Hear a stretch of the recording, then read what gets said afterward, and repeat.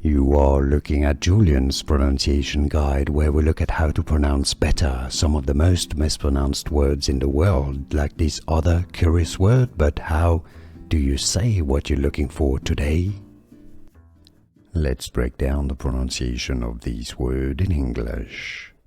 Both British and American English pronunciations are similar, as correctness. Let's break it down into syllables. Correctness.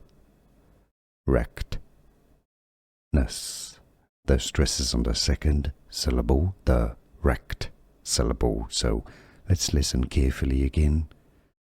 Correctness. Correctness. And now you know. Here are more videos on how to pronounce more confusing words and names too many mispronounced. Like this video if you found it useful. I appreciate your support. I'll see you soon and thanks for watching.